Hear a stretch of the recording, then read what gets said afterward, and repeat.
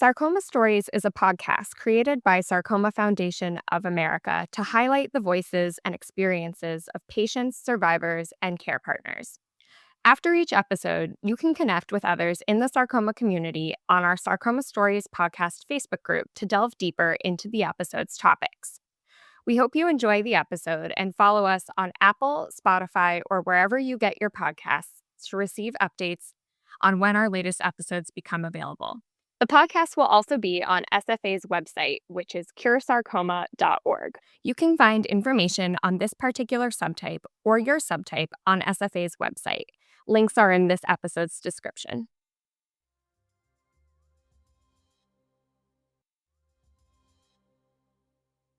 SFA created Sarcoma Stories to highlight the individual stories of sarcoma patients, survivors, and care partners. To amplify the many stories we consistently hear and bring together the broad range of lived experiences of sarcoma patients, SFA has also created a Sarcoma Journey survey. This survey is vitally important as we need to collect data for sarcoma subtypes to help advance research and effective treatments and put data to the stories we consistently hear. To learn more about this survey and to take the survey yourself, please head to the show notes and you'll find the survey link. On this episode, we speak with Brian Fugere, who is a synovial sarcoma survivor of 20 years. Brian shares his perspective on what the sarcoma landscape looked like 20 years ago at the time of his diagnosis, taking us through his treatment journey and how his marathon running has been an outlet for him to not only give back to the sarcoma community, but also reclaim his life. We are so fortunate to be able to be a part of Brian's reflection and discuss so many topics, like what to say to support someone during a sarcoma diagnosis, giving permission to be honest about how you're feeling, and the important roles of care partners in our life. Thank you so much, Brian, for sharing your sarcoma story. Let's dive in. Welcome back to Sarcoma Stories, or welcome to Sarcoma Stories if this is your first time listening. This is Tasha, one of your hosts. And hi, I'm Brandy. I'm your other host. Today we are speaking with Brian Fugere. Brian, would you like to introduce yourself? Yes, I'm 67 years old. I'm a sarcoma survivor, a synovial sarcoma. I was diagnosed 20 years ago and am in full recovery, beyond full recovery. Yeah.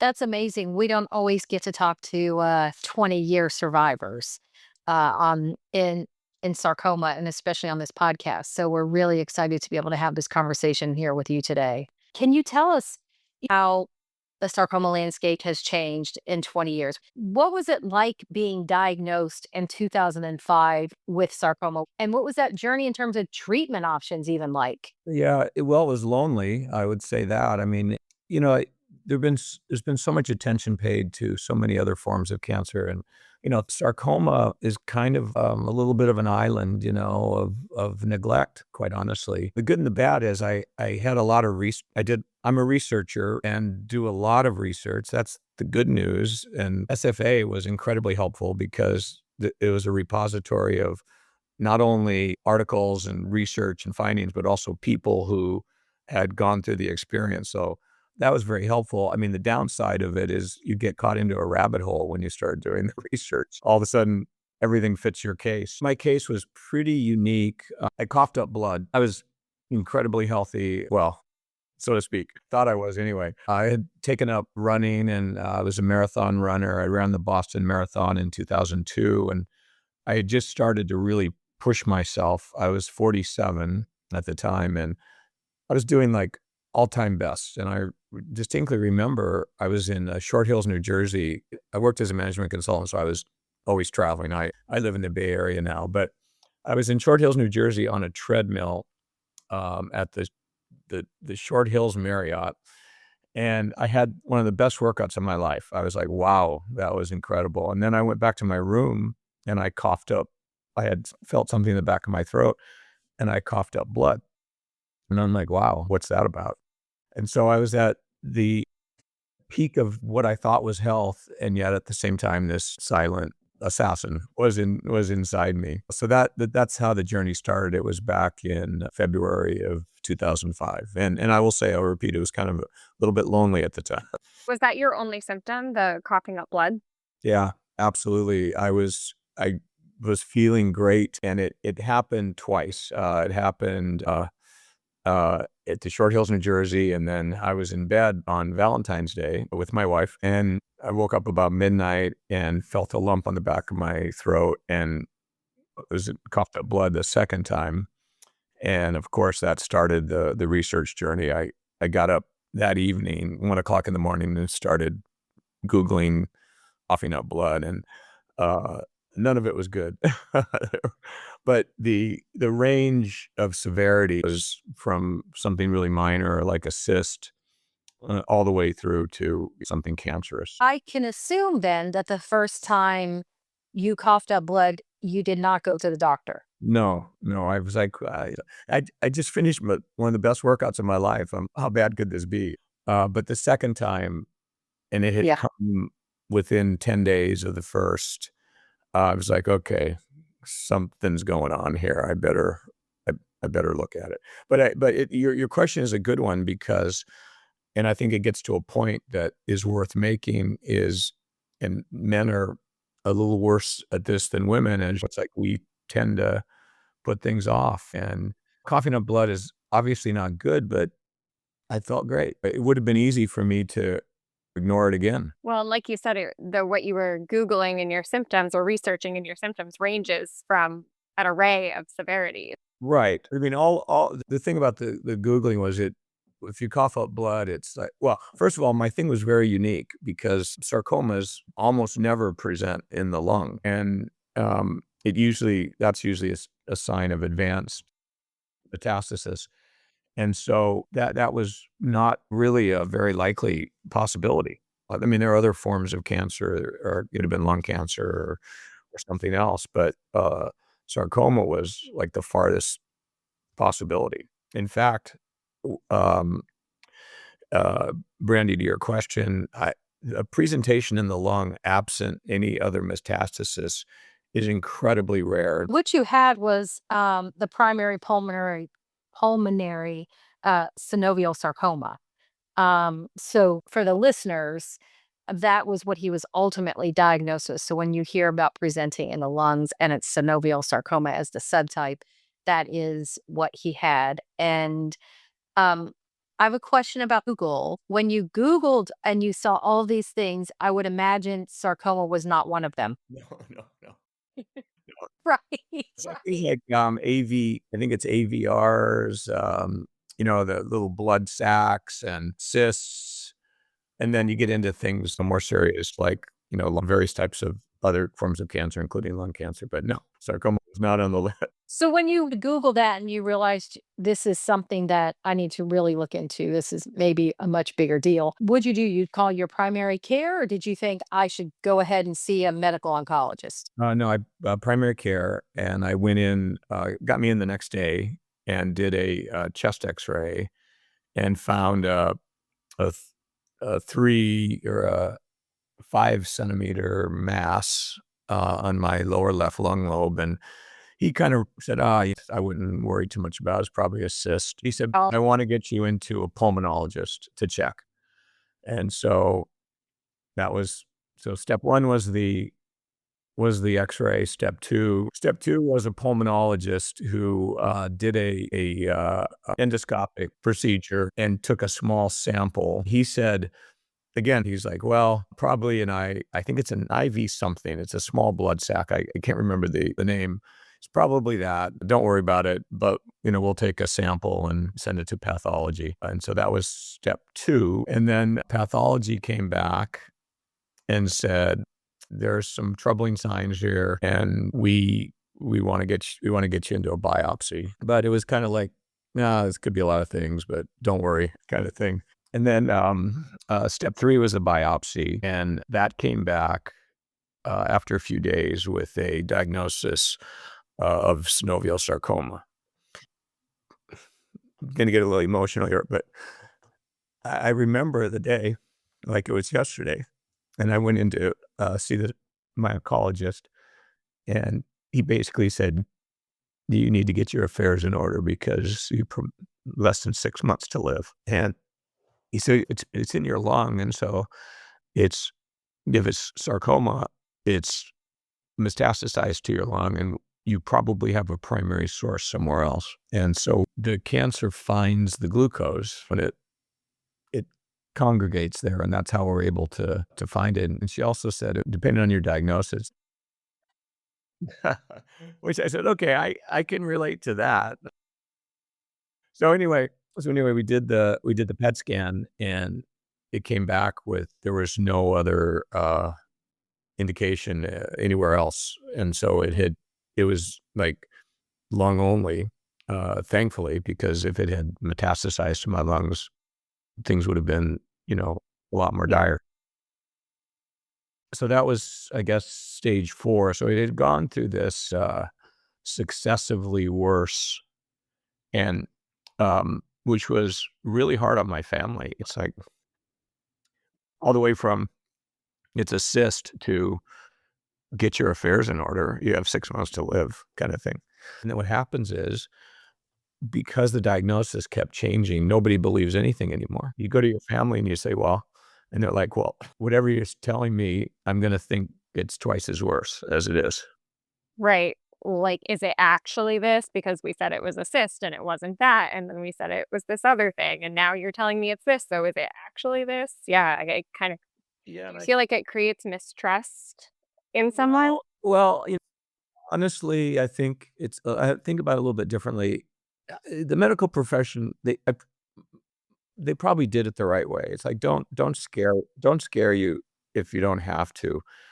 I think what I learned is that this was my first indication that this was going to be a roller coaster, and expect the unexpected, because the unexpected just kept happening. And I think getting yourself prepared for the fact that it's going to be a roller coaster and there are going to be ups and downs is really valuable. Because if I had started with that kind of frame, it would have been helpful for me, I think. But I think they did it right. I think don't give worst case out of the gate. Yeah. So when you heard that it was a sarcoma and they said to get your affairs in order, how long was it between then and the PET scan before you realized, okay, it's not good, but it might not be that Well, bad? it's a funny story. It's 2 to 3 weeks, but I had, because I had published a book just a couple weeks earlier,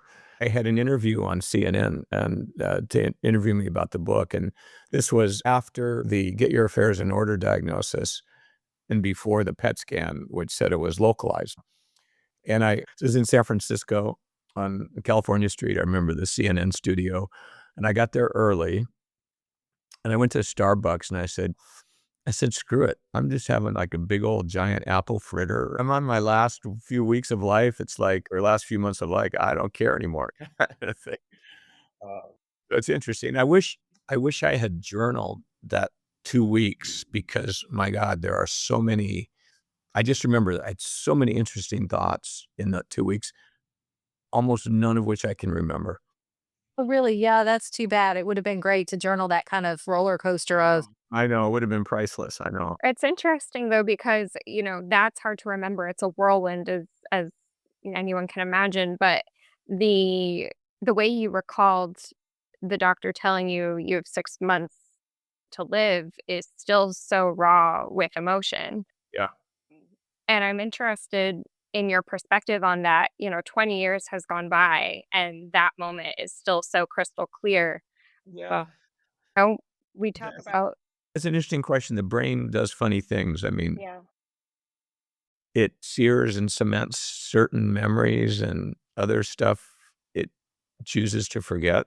And if I could explain it, I'm probably be in a different job.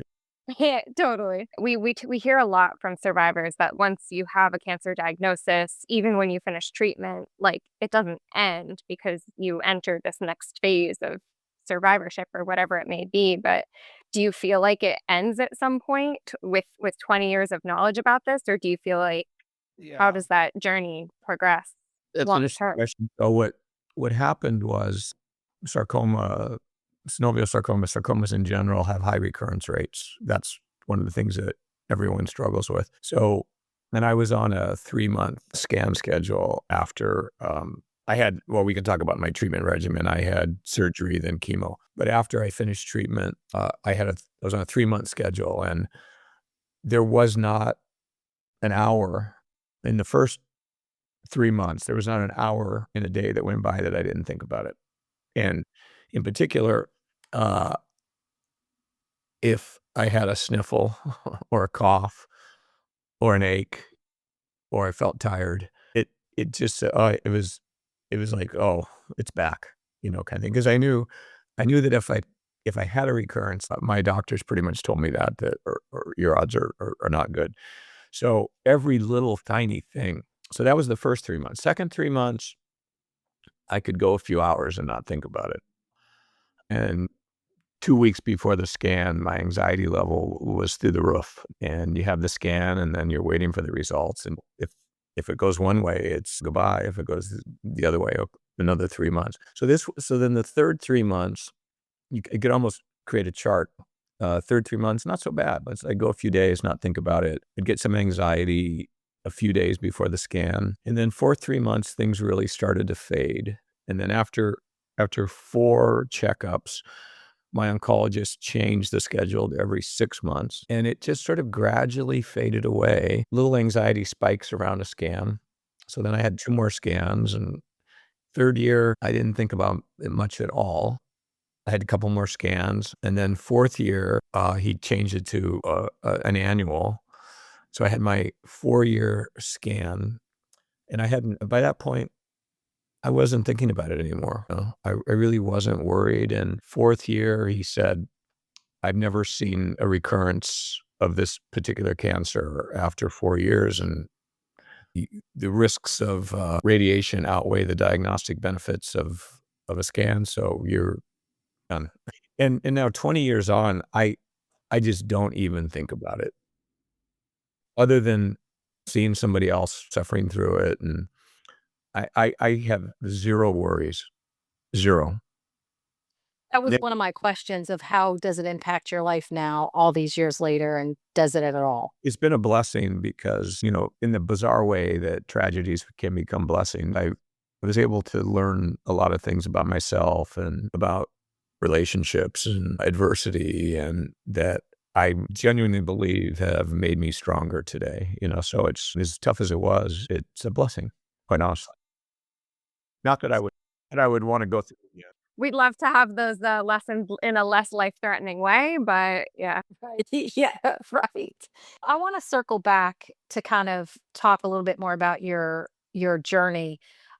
Because on one hand, I'm listening to some of the things you're saying, and I'm thinking, here we are 20 years later, and it's so very similar for people who are diagnosed today. But I'd like to hear after you got the diagnosis and they said, okay, it's localized, and you have this huge sigh of relief that maybe I don't have to get my affairs in order right now. What did they say? What were your options then? Well, so there are 2 primary modalities, surgery and chemo. And I will say this, not to be pejorative, but surgeons cut and chemists do chemistry, and never the 2 shall meet. And so I was consulting a surgeon who was like, out, let's get it out, because I had a tumor. And then the oncologist was like, well, there's different options for us here. After you learn that surgeons cut and chemists do chemistry, it kind of helps you think about the right treatment modality. The general consensus was to do surgery first. So I had a lobectomy, which is, a lot of people don't know this, but you actually have 5 lung lobes. It's one of the few uneven things in your body, 3 on the left, 2 on the right. I had my lower left lung lobe taken out, which is it's, I would say, common, but pretty invasive. I had that done. And the good news about that is every day you're a little better. And that's a beautiful thing. It's like, okay, today I can do something I couldn't do yesterday. And then the next day I could walk a little farther. And So I had the surgery, and then they give you time to recover and recuperate before they start the chemo assault, which is a whole different thing. So I had a good 8 to 10 weeks before I started chemo. How long were you on the chemotherapy? So I had exactly Lance Armstrong's regimen, by the way, which is, for those who are familiar, it's ifosfamide, adriamycin, and Mensis or something to help the That's stomach. Particularly challenging regimen. It was done on an inpatient basis. So I was in for a week, and then the way I like to put it is they let me out for 3 weeks so they could kick my ass again. I had 4 treatments, and then in the middle, I got pneumonia, and I was put in isolation for, I don't know, another week. But the chemo, I was like, bring it on. And I had the adriamycin is a particularly evil chemo. It's red, and everything turns red. It's like, and this smell is it's just awful. But anyway, I went through my first week and inpatient, had to suffer through horrible hospital food. But I was kind of like, nah, is this all you got? Like, come on, this is not hard. So I had the first week, and it was not hard. And then I was a little cocky. Uh, and then the second week, my cockiness started to dissipate. And it was like, oh, this is really unpleasant. This is getting hard. Everything tasted metallic. And I had lost all my hair by this point. So, and I'll do a couple side journeys here. It's the little things sometimes that they don't tell you that are the most debilitating. So, for example, when you lose all your hair, you lose your nose hairs and your eyelashes. And you don't realize that your nose hairs prevent dust from entering and irritants. And so I had a runny nose 24/7, like literally 24/7. My nose ran and my eyes watered 24/7. I was like, this wasn't in the literature. yeah. Right, I didn't hear about this side effect. I had a few things like that. My fingernails started, there's the rings around a tree trunk. I started getting like tree trunk rings on my fingernails, and they became very brittle. I'm like, that wasn't in the literature either. So there's all these little things that they don't warn you about. Uh, but the second round, it beat me up pretty good. But I was like, okay, if this is as bad as it gets, I can deal with this. It's very, very unpleasant, but I can deal with it. Third round, it was bad. It was really bad. I felt like I was in a hole that I couldn't climb out of, and there was just no getting out of that hole.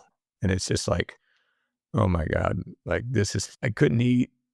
Everything had a metallic taste to it. I got a blood clot. And so my arm swelled up to like, I had an elephant arm. It was like double the size. And a friend came in and he's like, God, you look like shit. Thank you. An honest friend. Yeah, thank you very much. Actually, it was good though. It was actually Yeah.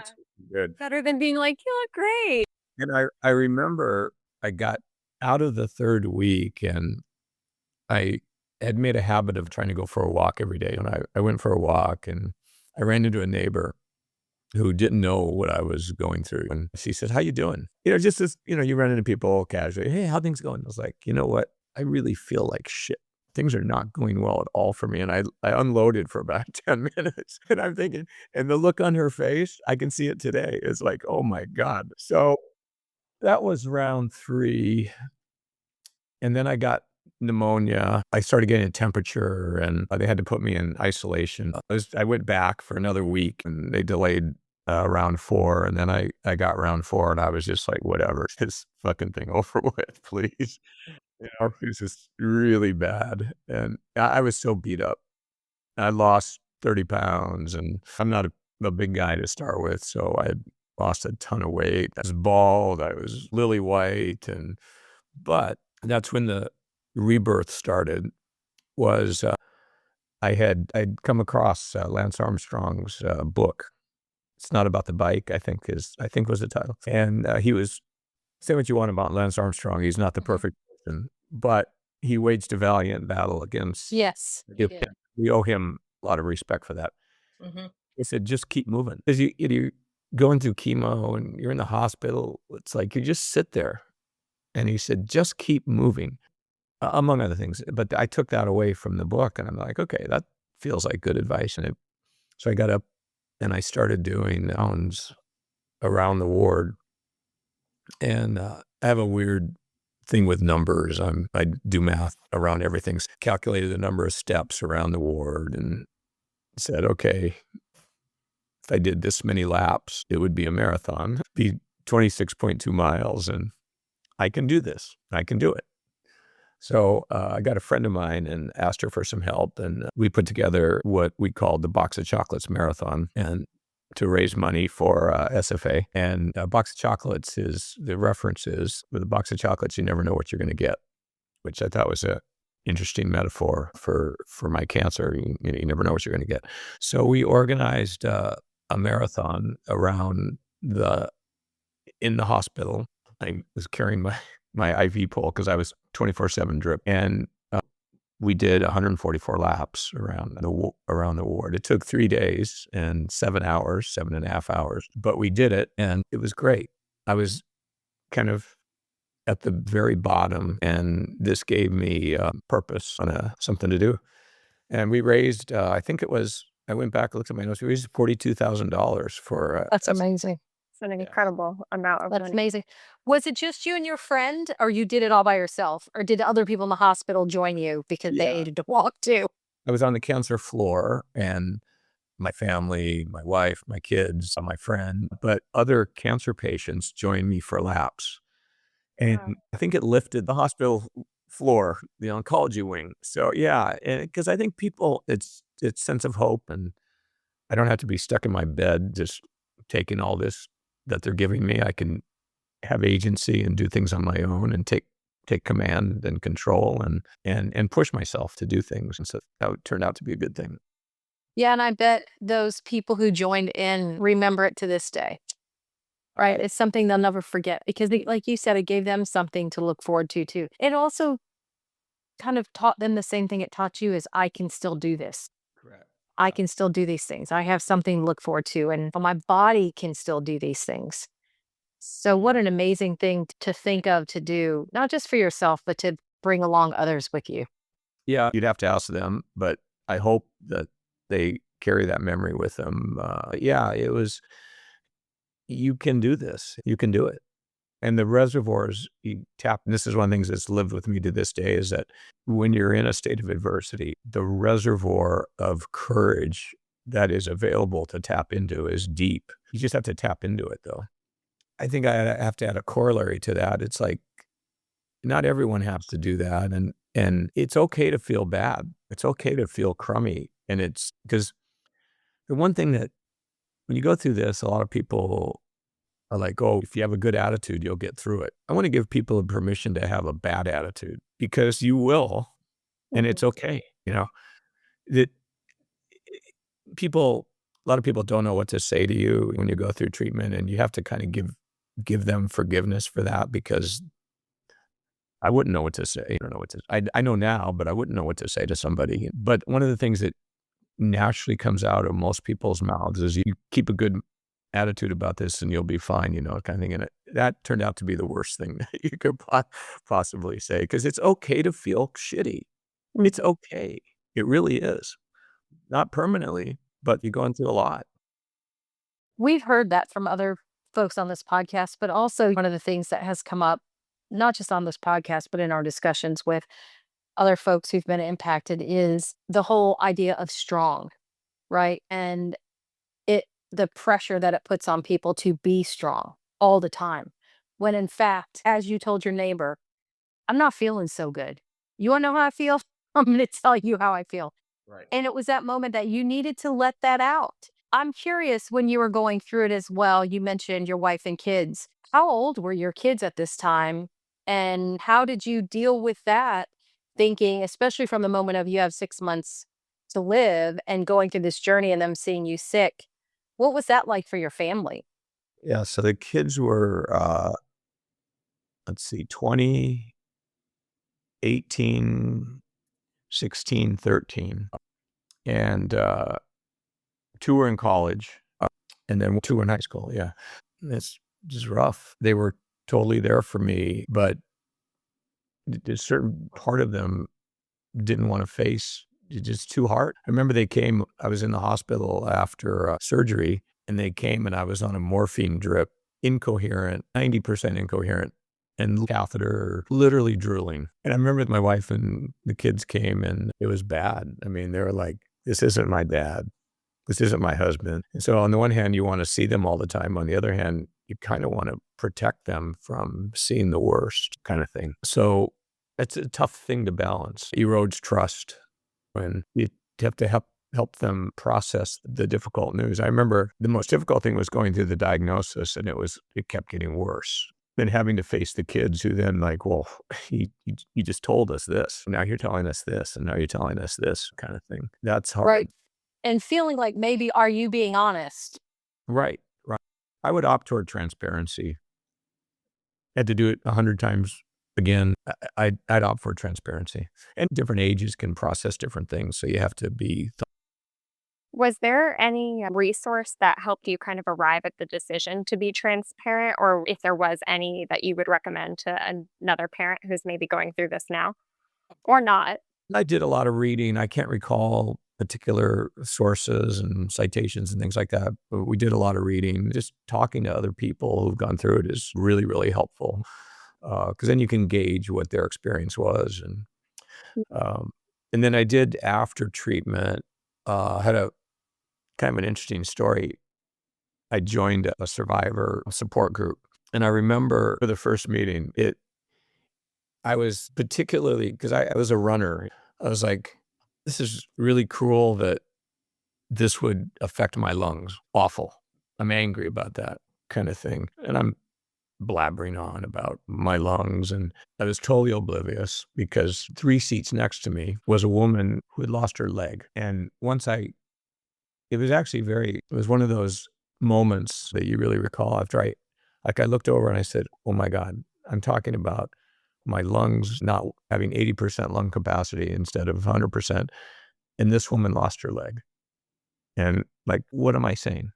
What am I thinking? And it actually was a gigantic realization for me that everybody's carrying a cross.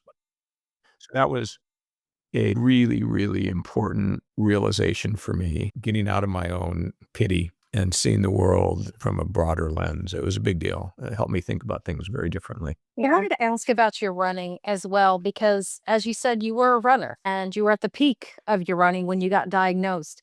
And now you have lost part of your lung and you don't have the same lung capacity. But how did you get back into running? And how did that play a role in your, maybe in a therapeutic way, moving forward? Well, it was a huge deal. So I finished chemo. I had my surgery in March, and then I finished chemo in September. This was chemo had really, really kicked my butt. But then once they stopped choosing to kick my butt, I was able to start getting better. So I started getting a little bit better, and I said, um, I'm gonna try running again. First time out, like a block, second time out, a block and a half, third time out, a block and 3/4. But then I started to get my strength back. And one of the big decisions that I made was I picked a race. So I started running in November and I picked a race in March.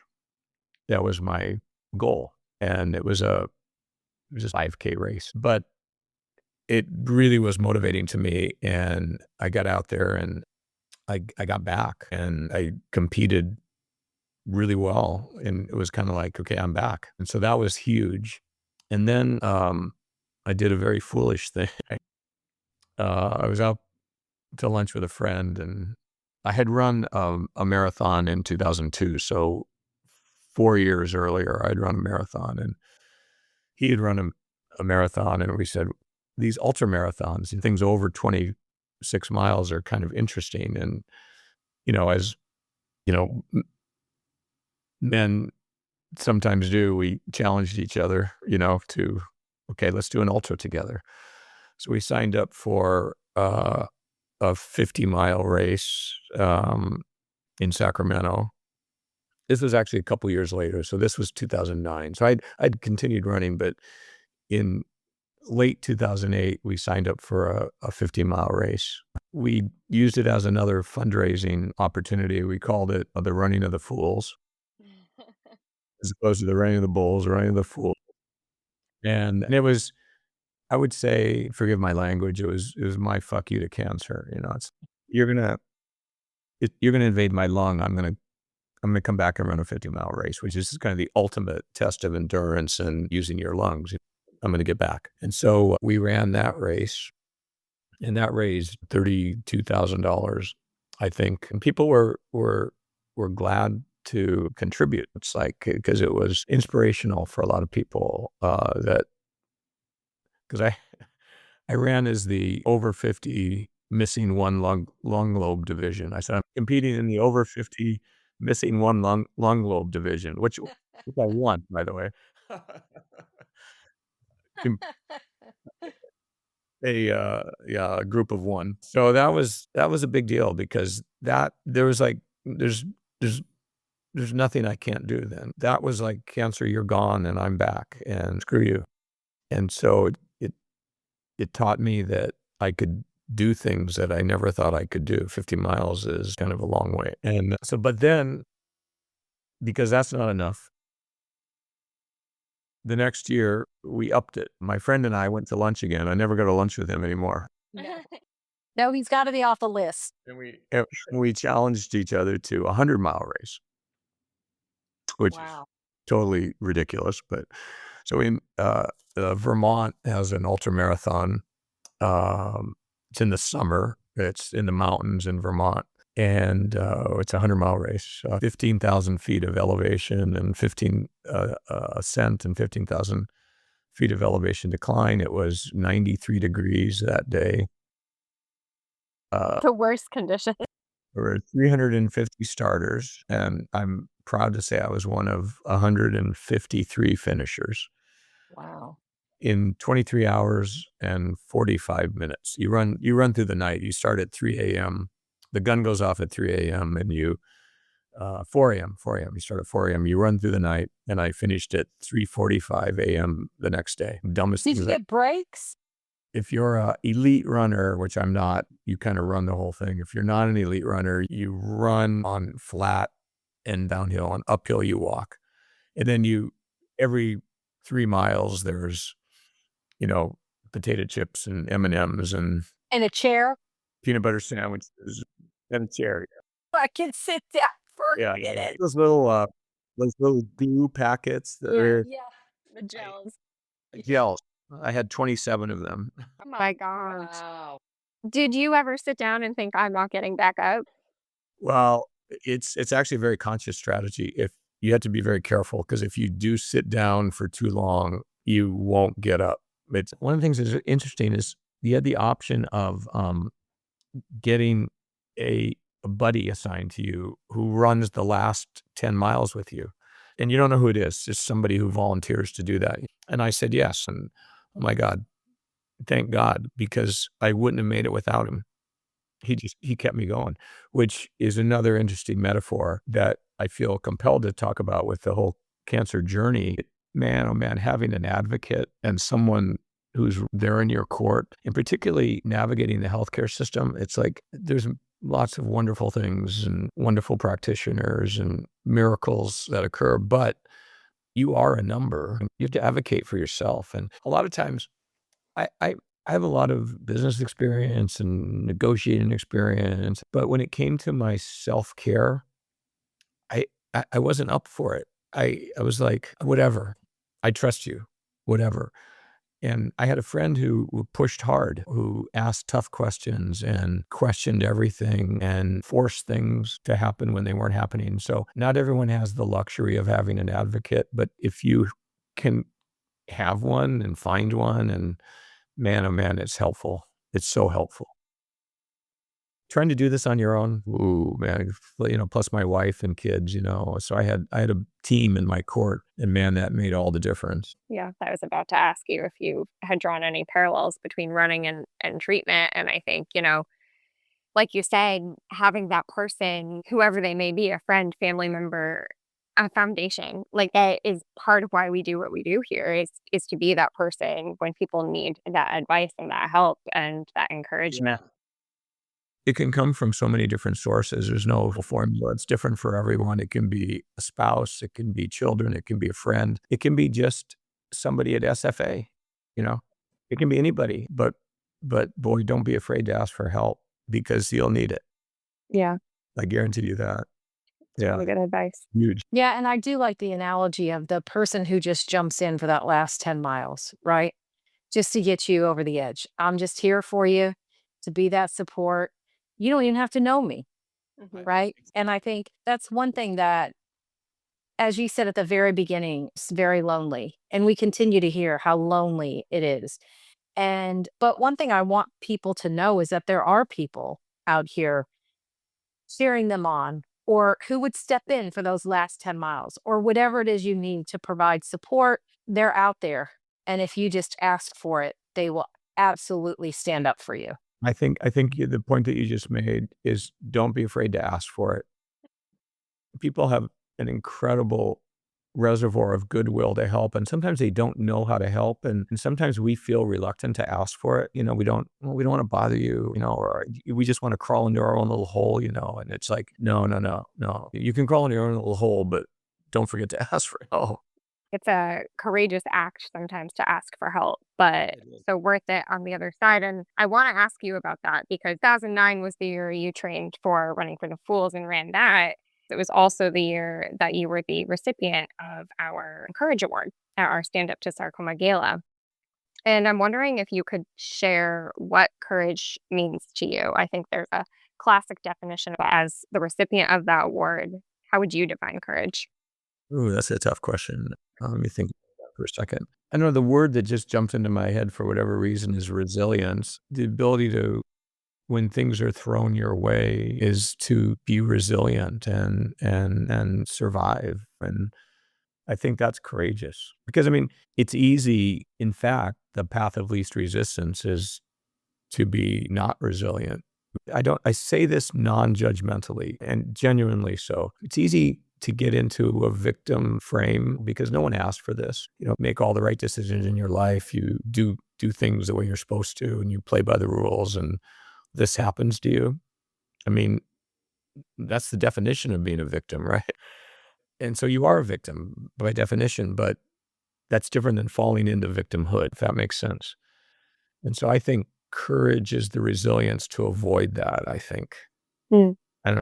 That's what comes to mind. I'll probably dream about it tonight and think of another definition. I put you on the spot with that one. That's a good question. You mentioned asking for help. And one thing that I wanted to comment on is don't be afraid. Do you think people are afraid? And I agree with you. We've heard this time and again, people hate to ask for help just in normal things, but especially in a situation like this. But also, I wonder, is asking for help, we talked earlier about being strong and you've got this. I mean, how many times do people say this? You've got this. Right. You're so strong. Look how strong he is. Or they wear the t-shirts such and such strong, Yeah. which I understand is a motivating factor. You need something to hang on to. But from the perspective of someone who's living through it, does it make it harder to ask for help because it shows weakness? Yeah, It doesn't. But in your mind, it's like everybody thinks I'm strong. I got this. I can handle it. I can do it. But if I ask for help, maybe people will think I can't. Or wait, maybe that's a I great can't. question. I think I and it's I'll admit it's unfair, but I grew to hate that whole be strong. So I wanted the strength to come from me, not from a slogan on a shirt or from someone's perception. I really dislike that, and it did make it harder. It actually, which is part of why I say to people, it's really okay to not be strong and be vulnerable, and you don't have to put up this false front all the time. Ultimately, you have to come to a frame of strength and courage. I think that's, if you can get there, it's great, but don't feel like you've got to put on this front all the time with people. I really grew to dislike that whole thing. Oh, it's like, be strong. It's like, fuck you. You don't realize I just pissed a bunch of red Adriamycin that smelled like horrible. And you want to be here for that and tell me to be strong? I'm not going to be strong about that because it was horrible. Yeah. Yeah. But Yeah. but when you back up and zoom out, there's ways to be strong, big picture, but there's so many in the moment. What's the word I'm looking for? Humiliations and things that you're put through that you just like, they're horrible. Yeah. Well, it's almost like the strength that needs to be acknowledged is the strength in just getting up the next day and continuing to move through it. Being strong isn't like, yes, I'm going to do this with a positive attitude. Being strong is, I feel awful. This is humiliating what I've been through. And I'm going to get up tomorrow and do it all again in the hopes that I keep living. Because I don't have a choice. Right. I think there's a little bit of a corollary too in how you face people. So I think it's helpful to adopt a frame of forgiveness for people for a couple of reasons. One is a lot of people really don't know how to react. They're very uncomfortable. They come into, you know, you have a diagnosis of cancer, and they 99% of the population is gracious and respectful and are truly looking to help. I mean, you just start with that's the the beauty of humanity. But in the moment, they people I got a lot of really awkward and weird and some people just don't show up. I mean, if I had to give let me give two pieces of advice. One is forgiveness on the receiving end, but on the giving end, I would say just show up. That's it. That's it. That's all you have to do. That's all you have to do is show up. It doesn't matter what you say. It doesn't matter what you give. I mean, I don't want any more flowers, quite honestly, but the most meaningful gift I got was someone gave me a running shirt. That was beautiful. It was better than the cookies and the flowers and the balloons. Not that again, people don't know what to do. Just show up. Just show up. Just show up. But on the receiving end, practice for gratitude and forgiveness. Practice forgiveness because people will say stupid stuff or they won't say the right thing or they won't show up. And it's okay. It doesn't mean, it just means that this is really uncomfortable for people to deal with. It's hard. And to be honest, you're in your own little world. I mean, one of the things that and this is, I think, by definition, but it's useful to remind yourself. I became pretty self-absorbed, very self-absorbed. And of course, I mean, like you're in survival mode and you kind of have to be. But if there's a little thing in your brain that clicks on and says, hey, all these other people are bearing their crosses and have their life to live, are worried about, I'm getting a spam call. Well, who's kidding? uh, you know, and they're worried about getting the kids to soccer practice and they're sick parents at home and they have all sorts of things that people are worrying about, and you just have to realize that. So keep that in your head. It's okay to be self-absorbed, but it's good to know you're being self-absorbed. It's not okay to be self-absorbed and not know you're being self-absorbed. It does. I want to ask you about, you mentioned earlier that you had written a book and your book had just been published, right? I guess it was after you were diagnosed. And In a month. I want to have same month. And how did that impact the book? Meaning, from my understanding, book tours, going to book signings, book promotion. How did that and also, did you continue working throughout all this? How did this impact all of that? Your career, a new book being published. What was the impact? So the book is called Why Business People Speak Like Idiots. It's on Amazon. I can't help 20 years later. And by the way, a side note is years. It's been 20 years since that book was published. I just got my first royalty check for like $3. So, which was actually the greatest thing that ever happened to me is like to get paid for something you did 20 years ago.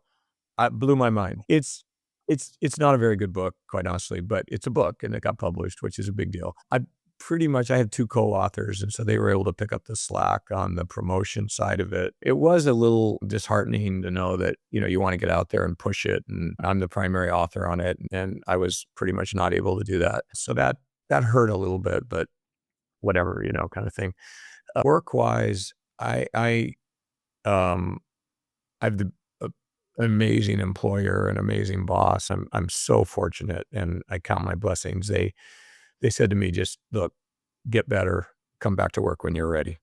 And I got paid the whole time, and it was beautiful. I worked for Deloitte, and my boss, guy by the name Barry Salzberg, he was amazing.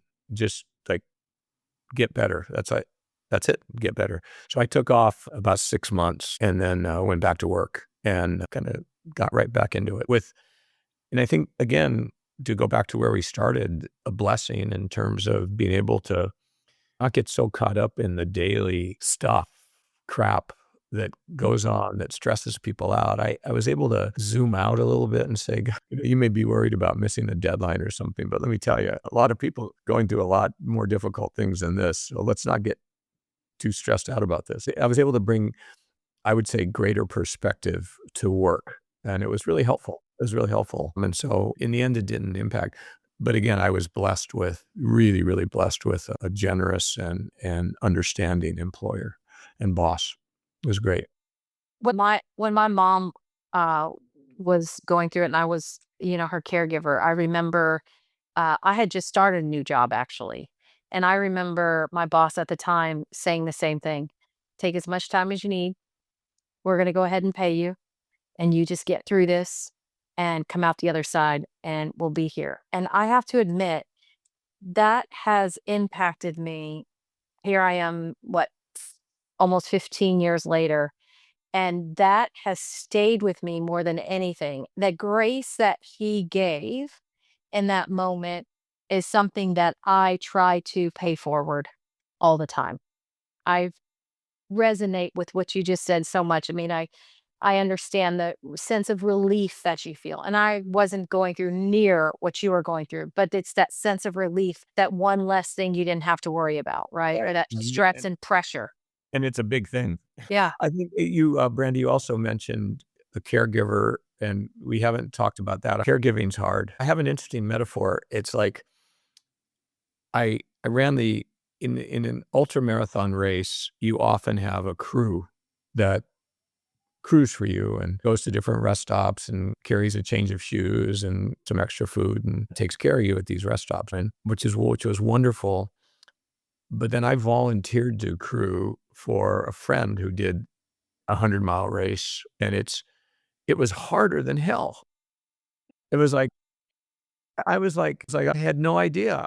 Because I was up 24 hours, going to all these different stops and waiting in the cold. It was really hard. Anyway, as a metaphor for caregiving, it's hard. I don't think we as patients can so easily recognize how difficult it is. Again, this gets into that place of being, we're in our little justifiably self-absorbed world, but the caregivers are going through a lot of anguish and a lot of grief. My wife went through hell, and it's really, really hard. And I think, again, forgiveness and grace and generosity toward our caregivers is a very big deal. But really strongly encourage people to have that frame as they think about the people that are helping them. It's hard. It's really hard.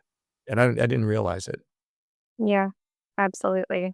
There's the idea that caregivers don't get enough credit. And what you said just resonated because, from my perspective as the patient, it's what I'm 3 years out. And that is probably what I think not most about, but something that hits me more now than it did at the time of diagnosis is just how much they all did and just how hard it was for them. Because at the time, all I could think about was, it's my body going through this and how I feel matters. But I had no idea.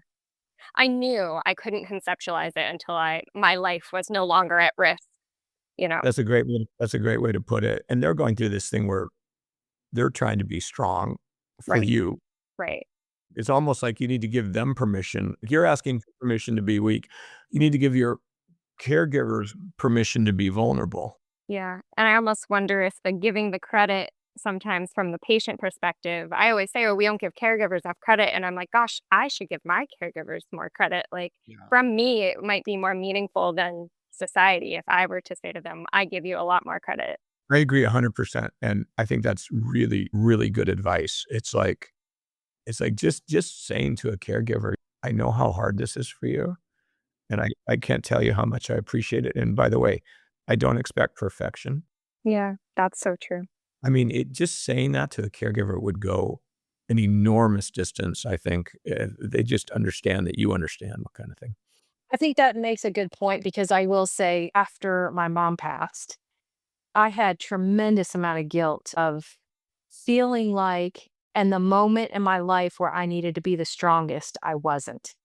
Right? I wasn't strong enough for her. All these things that I should have done, I could have done. I didn't know this, I didn't do that. I struggled with that, quite frankly. And you are so just giving the permission to, because you do feel like you have to be strong all the time. You do? While you're watching someone, you feel the weight of it of, I have to keep all this together because look what they're going through. And then you feel very guilty for feeling stressed about it or feeling any like it's overwhelming you because then you look at the person you love and it's like as you said it's not as bad as how they have it, so I shouldn't be feeling this way. But then you're also watching someone you love go through something that you cannot fix, you cannot make better for them. And see, now I'm going to get emotional, that you can't make better for them, that you can't take away their pain, and you want to rise to the challenge and do the best that you can do. And then when that doesn't happen, the weight that you feel because of that. So I appreciate you saying that, Brian, because that absolutely resonates with me of just getting that permission because it took me a long time. And I don't know that I'm to this day, all these years later, and I've lost my father since then as well to cancer. And I don't know to this day that I've let go of that feeling of I failed. I wasn't strong enough for them. And the guilt, I think people and society fires to make that guilt worse, and it's misplaced. I mean, it Mm. really is. It's undeserved. We'll put it that way. Yeah. On the mention of guilt, Brian, can I ask how and if you've felt survivor's guilt throughout 20 years, do you experience it? And how, with 20 years of experience, do you handle that? I genuinely don't think. I think I've again the brain works in interesting ways. I think I've kind of repressed. Like for example, this conversation is the first time I've talked about cancer in 2, 3 years. I genuinely don't think about it, and I think I just kind of force myself to put it behind, or my brain subconsciously. I don't think I even consciously tried to do that. It just kind of happened, and so I don't. When you run across stories and things, you do feel bad, but I can't say that I feel survivor's guilt. Yeah, not Well, and really. I think that's valid. That's why I asked if, because I And I don't feel guilty about imagine. feeling guilty. No, no, and I think that's that's so it's valid, but it's complex and it's adaptive, right? Over 20 Right. years, I imagine the way you feel about your diagnosis changes. Well, So it's I honestly think hopeful to hear. yeah, I think, Natasha, your point raises another point, I think, which is everyone takes their own journey. There's no true journey. No two journeys are the same, and Right. we all need to respect everyone's individual journey. We can all offer our own journeys as something to reflect on, but everyone's got True. their own, and there's no right journey. Exactly. That's such a good way to phrase it. Yeah. Well, and that's what I get from every one of our guests, right? We have all of these amazing conversations, and every single guest is different. Every person has a different experience. And I think that's the beauty in listening to every single person's experience is it's all different. You guys have a wealth of learning. I mean, going through how many of these have you been through? This is our, well, we have, I think it's 14. If there's 14 that will be recorded, I don't know what it will be Nice. at the time of your release, but You guys should there's write 14. a book or a journal. I mean, really, I mean, you've been very genuine. You have there are themes that are emerging, Yeah. Oh, and yeah. I can tell just from your reaction to some of what we talked about. So it's like, yeah, we've heard that before, and you've been able to go one step further, not only recognize the theme, but be able to put meaning behind it, which is like I would love to see if it was a short little monograph on learnings from or survivor, whatever it is, Yeah. whatever the title is. But after you go through 20 of these, I want you to think about that. That would Yeah. be incredibly helpful because there are 5 things we've learned. Mm. Yeah, no, it's been interesting because we talk and we after we record these, we go back to the staff and give them an update on what we've recorded. And every single time we start with, this was so different. And we go into this with sort of an idea of things that we want to talk about. Yeah, but the conversation just goes where it goes, right? We just let it flow to where that person's journey takes us. But there are certain themes that as we do this more and more, that definitely resonate with us, because I don't know if you've noticed, but I've taken a lot of notes throughout as you've said things. And there are themes that continue to resonate that intuitively, but to hear people say it and also say it in different ways, right? They say it in different ways, but it's the same impact. You could do an audio book of excerpts. Like, what are the most salient, meaningful, provocative excerpts from all these interviews? That'd be amazing. Yeah, it's interesting you said write a book, because I was going to ask you, one of the things you said earlier in our discussion is how many things that you learned from going through this about yourself as a person. And I wondered if you thought writing a book, because I already have a title for you. Yeah. And my title is One Block at a Time. Oh, And I like that. because you said to us in this discussion, when you started running again, it was one block, then it was a block and a half, Yeah. and then it was 2 blocks. And it's sort of a metaphor, right? It's sort of the metaphor for how you get through it. How you get through a sarcoma journey is literally one Yeah. block. So I actually and I think a lot of survivors have this idea of let me write a book, capture what I've learned and what I've experienced. So there's a lot of stuff on the market. Seriously thought about it, but then I decided I I don't it's just not something I want to do. I don't want to First of all, I didn't think I could offer that much. I was like, people, as much as it's interesting to me, there's a pretty small subset of people that it's interesting to, which is why I find it interesting, the idea of a tight audio book. Because to me, something gets missed in the written word that comes out in the spoken word. I mean, for obvious reasons. I mean, sometimes writing, you're able to expound on something in a much more profound way because you have the benefit of time and the beauty of language and the profundity of that. But in this example, it feels to me like hearing the words spoken is more powerful. I think. I think. And so that's why I interested in you guys doing that, like taking these interviews and splicing together something wouldn't be easy, but it would be really useful That's a podcast. good idea. It is. That's a really good idea. But I mean, Yeah, audiobook. Yeah. Put yeah, it all together. think about it. Yeah. Hearing from the survivors. I'll write the foreword. Yeah, it's going to be a collaborative effort. Yeah. I will say though, every single time I share episode on my LinkedIn, I always start with like, I'm so grateful to this person. And it's so true though, because this podcast wouldn't happen unless people were open to being this vulnerable and sharing their stories. And in many cases, revisiting a time in their life that is painful. But the sharing, even though all of our experiences are uniquely different, I've heard the quote, what's personal is universal. And there's so much learning from it. Oh, that's a great Um, photo. I like yeah. that. And I do really feel so privileged. Anyone could host this podcast. And I do feel very privileged to be sitting here as a host and be able to hold space for these stories and learn from them. Because I do think Brandy and I walk away. I won't speak for Brandy, but I think we do walk away every single time afterwards saying, wow, I really reflected on this and I learned. It's been profound. I mean, I say this all the time, especially being the CEO, right? There's a lot of things that I know and a lot of things I have to know. But then we record one of these and I think there's so much I don't know. There's so much I don't know. There's so much that SFA needs to do. That's kind of the feeling I get and we walk away from these a lot saying, okay, we need to do that, or we need to think about this, or we need to figure out how to make that happen. So it's also a real driver for ideas on how we can do better and have a bigger impact as an organization as well. So for us, it's not just so much let's get that story out there because we know people want to hear it, and how much wonderful feedback we've received.